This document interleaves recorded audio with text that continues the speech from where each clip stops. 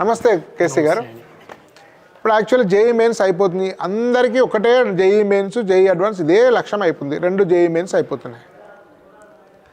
అయితే తర్వాత JEE mains రాసిన తర్వాత ఏం చేయాలో చాలామందికి అర్థం కావడం లేదు. చాలా వరకు టైం వేస్ట్ చేస్తున్నారు. అడ్వాన్స్ వరకు కానీ ఎంసెట్ కానీ కన్ఫ్యూజ్ ఉంటారు. అంటే అడ్వాన్స్ అయిన వాడు మిగతా ఎంట్రన్స్ మీద ఎగ్జామ్ ఫోకస్ పెడుతున్నారు, ఎంసెట్ చదవాల్సిన వాడు వేరే ఎగ్జామ్ మీద ఫోకస్ పెడుతున్నారు. ఎలాంటి ప్రణాళిక ద్వారా వారు మెరుగైనటువంటి లక్ష్యాన్ని చేరుకునేటువంటి అవకాశం ఉంది. దీని మీద కొంచెం సుదీర్ఘంగా మీరు వివరణ ఇవ్వాల్సిందిగా కోరుతున్నాను. తప్పకుండా అండి. ఇది 2 భాగాలుగా కట్ చేస్తాను. ఒకటి క్వాంటిటేటివ్ మెట్రిక్స్లో, ఇంకోటి క్వాలిటేటివ్ మెట్రిక్స్లో. క్వాంటిటేటివ్గా అనుకోవాలి అంటే ఇప్పుడు ఏ ఒక అబ్బాయి ఉన్నాడు, అబ్బాయికి ఏ రిజర్వేషన్ లేదనుకో, ఈ అబ్బాయికి కనుక 98% పైన వస్తే ఏదో ఒక ఎన్ఐటీలో, గొప్ప ఎన్ఐటీ కాకపోవచ్చు కానీ ఎన్ఐటీలో సీటు వచ్చేస్తుంది, సమ్ ట్రిపుల్ ఐటీలో సమ్ బ్రాంచ్లో వచ్చేస్తుంది. కనుక ఇప్పుడు ఈ పిల్లోడు ఎక్కువ ఎంసెట్ వైపు దృష్టి సారించాల్సిన అవసరం లేదు, అసలు అవసరం లేదు. ఎందుకంటే మళ్ళీ బి కేటగిరీలో కూడా సీట్ ఆల్రెడీ ఫిక్స్ అయిపోయింది. కనుక ఈ అబ్బాయి ఇంకా డైల్యూషన్ అటు పెట్టుకోకుండా, డీమ్డ్ వైపు కూడా చూడకుండా బిట్స్ అడ్వాన్స్డ్ వైపు దిశగా ఫోకస్ చేయాలి. అదే అమ్మాయిలకైతే 97% దాటిన వాళ్ళకి ఏదో ఒక సీటు ఖచ్చితంగా ఉంటుంది కిటీలో. కనుక వీళ్ళు కూడా డీమ్డ్ ఎంసెట్ వైపు చూడకుండా బిట్సాట్ అడ్వాన్స్డ్ వైపే చూడాలి. సో అబ్బాయిలు అయితే అన్రిజర్వ్డ్ 98, ఓసీ అబ్బాయిలు 98, ఓసీ అమ్మాయిలు 97 వచ్చిన వారికి ఏదో ఒక ఎన్ఐటీలలో, ట్రిపుల్ ఐటీలో మంచి సీట్, ఎంసెట్ కంటే మెరుగైన సీట్ వస్తుంది కాబట్టి ఎంసెట్ ప్రైవేట్ యూనివర్సిటీ అవసరం లేదు. వాళ్ళు దృష్టి కేంద్రీకరించాల్సినటువంటి 2 ఎంట్రన్స్ ఎగ్జామ్స్ ఏంటంటే బిట్సాట్ అండ్ అడ్వాన్స్. ఐఎమ్ క్లియర్గా మీరు చెప్పింది చాలా సింపుల్గా. రెండోది 98 రాలేదు అబ్బాయికి, కాకపోతే 97, 96 అట్లా వచ్చింది. ఇప్పుడు ఏం చేయాలి? ఇప్పుడు ఒక క్వాలిటేటివ్ మెట్రిక్ తీసుకొస్తాను దీంట్లో అబ్బాయి ఎందుకు 96 వచ్చింది. కొంతమందికి మ్యాథమెటిక్స్ వీక్నెస్ వల్ల రావచ్చు, కొంతమంది కెమిస్ట్రీ వీక్నెస్ వల్ల రావచ్చు. మ్యాథమెటిక్స్ వీక్నెస్ కనుక వల్ల మార్కులు కనుక తక్కువ వచ్చి ఉంటే అడ్వాన్స్ వైపు చూడొద్దు. ఎందుకంటే advance is more towards mathematics. Chemistry కూడా మ్యాథమెటికల్ ఉంటుంది. అదే మ్యాథమెటిక్స్లో స్ట్రాంగ్ అయ్యి ఉండి కెమిస్ట్రీలో కొంచెం వీక్ అయి ఉన్న పిల్లోడు అడ్వాన్స్లో still he has a choice. So హ్యాపీగా ఆ పిల్లోడు మ్యాథమెటికల్గా ఎవరైతే స్ట్రాంగ్ ఉంటారో స్టిల్ 98% రాకున్నా ఒక 2% తగ్గినా కూడా they can still look towards advanced. So మ్యాథమెటికల్లో స్ట్రాంగ్ ఉన్న వాళ్ళు కాస్త పర్సెంటేజ్ తగ్గినా కూడా అడ్వాన్స్ ట్రై చేయొచ్చు. వెరీ ఇంట్రెస్టింగ్ పాయింట్ అండి, వెరీ ఇంట్రెస్టింగ్ పాయింట్. సో వాళ్ళు స్ట్రెంగ్స్ గుర్తుపెట్టుకోవాలి. క్వాలిటేటివ్గా నాకు కంపోజిషన్ ఎలా వచ్చింది, మ్యాథమెటిక్సే కనుక నా స్ట్రెంత్ ఏరియా అయితే ఒక రకంగా ఇట్లా చెప్పచ్చు. మ్యాథమెటిక్స్లో 99 వచ్చిన వాళ్ళు 98, 99 వచ్చిన వాళ్ళు చూసుకొని అడ్వాన్స్ పెట్టుకోవచ్చు irrespective of their percentage. Very good thing అండి. సో ఆ విధంగా డిసైడ్ చేయొచ్చండి. ఇంకా రిజర్వేషన్ ఉంటే, రిజర్వేషన్ ఉన్నప్పుడు ఏమవుతుందంటే ఈ ప్రైవేట్ డీమ్డ్ యూనివర్సిటీస్ అనేవి that will only B wasting there reservation. Correct.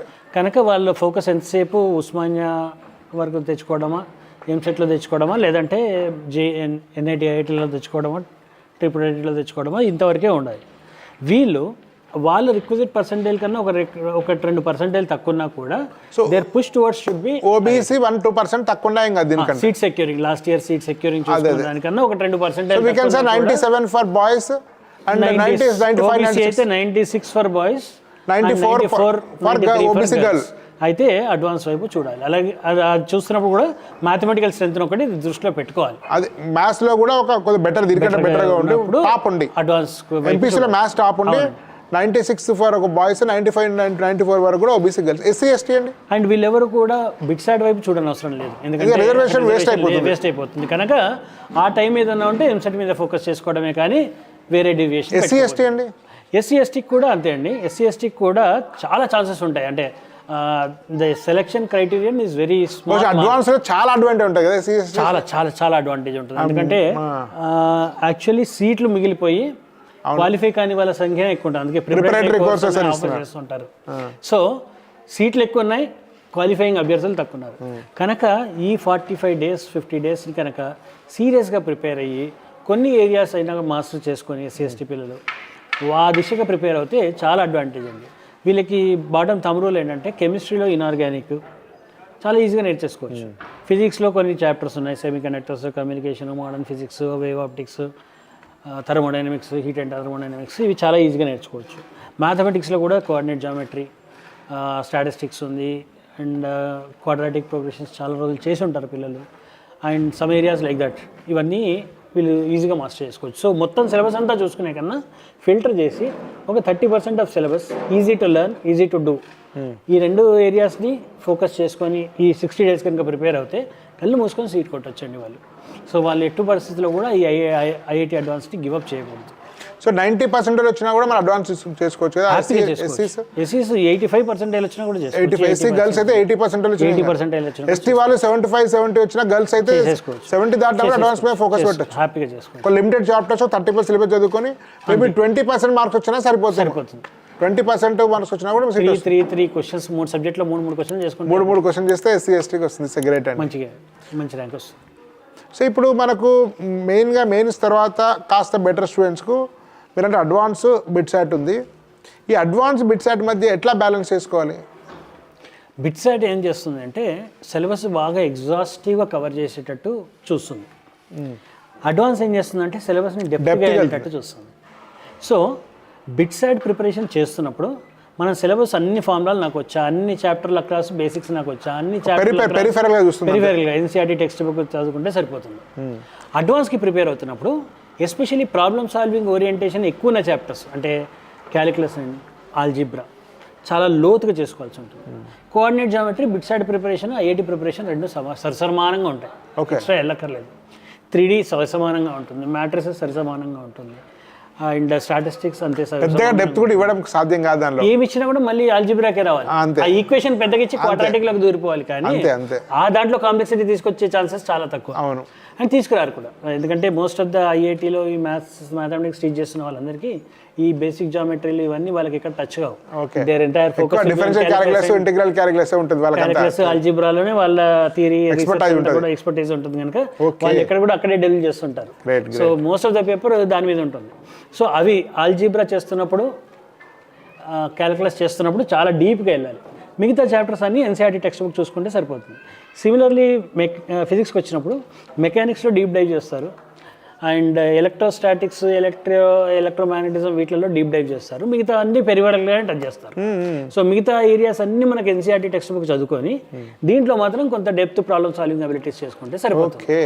And కెమిస్ట్రీలో ఆర్గానిక్ డీప్ డైవ్ చేస్తారు, కొంచెం ఫిజికల్లో డీప్ డైవ్ చేస్తారు. ఇన్ఆర్గానిక్ ఎన్సీఆర్టీ టెక్స్ట్ బుక్ సరిపోతుంది.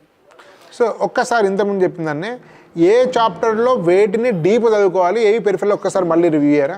చాలా ఇంపార్టెంట్ వస్తే క్వాడ్రాటిక్ ఈక్వేషన్స్, ప్రోగ్రెషన్స్ చాలా డీప్గా చదువుకోవాలి, అండ్ ప్రాబబిలిటీ పర్ముటేషన్స్ డీప్గా చదువుకోవాలి. బైనామియల్ థియరంలో కూడా డిఫికల్టీ పార్ట్ అంతా కూడా ఆల్జీబ్రాయికే ఉంటుంది. సో ఫార్ములాస్ పెరిఫెరల్గా చదువుకుంటే సరిపోతుంది.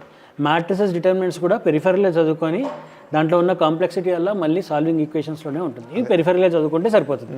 సో ఆల్జీబ్రాలో quadratics, progressions, inequalities, permutation, probability, ఈ 5 చాప్టర్లు కాంప్లెక్స్ నెంబర్స్. ఈ 6 చాప్టర్లు డీప్గా చదువు. ఇంటిగ్రేషన్, క్యాలిక్యులస్ విషయానికి వస్తే డెఫినెట్ ఇంటిగ్రేషన్ చాలా డీప్గా చదువుకోవాలి. డిఫరెన్షియల్ క్యాలిక్యులస్ మొత్తం కూడా డీప్గా చదువుకోవాలి. Limits, continuity, functions, domains, ranges, graph plotting, application of derivatives, differentiation అన్నీ డీప్గా చదువుకోవాలి. ఇంటిగ్రల్ క్యాలిక్యులస్కి వస్తే డెఫినెట్ ఇంటిగ్రేషన్, ఇండెఫినెట్ ఇంటిగ్రేషన్ చాలా డీప్గా చదువుకోవాలి. మళ్ళీ డిఫరెన్షియల్ ఈక్వేషన్స్ చాలా డీప్గా చదువుకోవాలి. ఇది చేసుకుంటే సరిపోతుంది. మ్యాథమెటిక్స్, ట్రిగ్నామెట్రీ అవసరం రాదు, ఓన్లీ అప్లికేషన్లో పనిచేస్తుంది అంతే. చాలా సింపుల్ అప్లికేషన్సే పనిచేస్తాయి. ట్రిగ్నామెట్రీ ఎప్పుడు డీప్గా వెళ్ళాడు. మనకి sign X solution, cos X solutions, ఇవి జనరల్ సొల్యూషన్స్ రాయగలిగి వాటి పీరియాడిసిటీ తెలిసి బేసిక్ ఐడెంటిటీస్ మనకి నోటికి వస్తే సరిపోతుంది. అంతకుమించి కాంప్లెక్స్ క్వశ్చన్స్ ఇప్పటివరకు లాస్ట్ 10 yearsలో ట్రిగ్నామెట్రీలో బేసిక్స్ లాగానే చాలా బేసిక్ లాగా ఫౌండేషన్ అన్నట్టు. JEE advance trigonometry foundation actually చాలా ఎక్కువ. ఇంటర్మీడియట్ టెక్స్ట్ బుక్లో ఒక 25-30% చదువుకుంటే సరిపోతుంది. ఒకసారి ఫిజిక్స్ కెమిస్ట్రీ కూడా ఒకసారి మళ్ళీ ఫిజిక్స్ కెమిస్ట్రీలో మెకానిక్స్ పార్ట్ చాలా డీటెయిల్గా చేసుకోవాలండి. ఫిజిక్స్ పార్ట్ డీటెయిల్గా చేసుకున్న దాంట్లో మెకానిక్స్ ఒకటి, ఎలక్ట్రోస్టాటిక్స్ ఒకటి, ఎలక్ట్రోమాగ్నెటిజం ఒకటి, ఎలక్ట్రోమాగ్నెటిక్ ఇండక్షన్ ఒకటి. ఈ చాప్టర్స్ చాలా డీటెయిల్డ్గా చేసుకోవాలి. కొంచెం మటుకు రే ఆప్టిక్స్ కూడా కొంచెం ఎన్సీఆర్టీ కన్నా చాలా లోతుగా వెళ్ళాలి. మిగతా చాప్టర్స్ అన్నిటికీ వేవ్ ఆప్టిక్సే కానివ్వండి, మోడర్న్ ఫిజిక్సే కానివ్వండి, సౌండే కానివ్వండి, థర్మోడైనమిక్సే కానివ్వండి, ఇవన్నీ కూడా NCERT text book level is sufficient for physics. Chemistry అండి, కెమిస్ట్రీలోకి వచ్చేసి ఆర్గానిక్ డీప్గా చేసుకోవాలి. ఫిజికల్లో ఎలక్ట్రోకెమిస్ట్రీ, థర్మోడైనమిక్స్ ఇవన్నీ డీప్గా చేసుకోవాలి. మిగతా చాప్టర్స్ సర్ఫేస్ టెన్షన్ ఉంది, ఇవి సాలిడ్ స్టేట్ ఉంది, ఇవి టెక్స్ట్ బుక్ సరిపోతాయి. ఇనార్గానిక్ కెమిస్ట్రీ పూర్తిగా టెక్స్ట్ బుక్ సరిపోతుంది. ఇప్పుడు నెక్స్ట్ ఈ ఎంసెట్ మరియు డీమ్డ్ యూనివర్సిటీస్ ఏ పర్సెంటేజ్ వచ్చిన వాళ్ళు ఫోకస్ చేస్తే బెటర్? ఈ 95 కన్నా తక్కువ ఉన్న ఓసీ క్యాండిడేట్స్ 95 కన్నా తక్కువ ఓసీ క్యాండిడేట్స్ ఖచ్చితంగా ఎంసెట్ మీద ఫోకస్ చేయాలండి. ఎందుకంటే ఎంసెట్లో కూడా మంచి కాలేజెస్ ఉన్నాయి. అండ్ చాలామంది అపోహలో ఉంటారు ఏంటంటే నేను ఐఐటికి ప్రిపేర్ అయ్యాను, మెయిన్స్కి ప్రిపేర్ అయ్యాను కనుక ఎంసెట్ సున్నాయాసం అనుకుంటారు. కాదు, it requires a specialised preparation. ముఖ్యంగా మాక్ టెస్ట్లు చాలా రాయాలి, ఎందుకంటే దీంట్లో 50% మ్యాథమెటిక్స్ ఉంటుంది. మళ్ళీ మ్యాథమెటిక్స్ చాలా టైం కన్స్యూమింగ్ ఎగ్జామినేషన్. సో మెయిన్లో పిల్లలకి ఏంటంటే 1:40 నిమిషాల్లో వాళ్ళు 25 క్వశ్చన్లు అటెంప్ట్ చేసే అలవాటు ఉంటుంది. కానీ ఇక్కడ 1:40 నిమిషాల్లో 80 క్వశ్చన్లు చేయాల్సి ఉంటుంది. క్యాలిక్యులేషన్లో వీక్ ఉంటారు, స్పీడ్ ఉండదు. అండ్ స్పీడ్గా కావాలంటే ఆ సేమ్ నోటికి వచ్చి ఉండాలి, చాలా ఫార్ములాస్ అవి రావు. అందుకని ఇప్పుడు ఈ 40-45 డేస్ అస్సలు టైం వేస్ట్ చేయకుండా ఎంసెట్ మీద కనుక ఫోకస్ చేసినట్టయితే హ్యాపీగా వాళ్ళు మంచి ర్యాంక్ తెచ్చుకోవడానికి వీలు ఉంటుంది.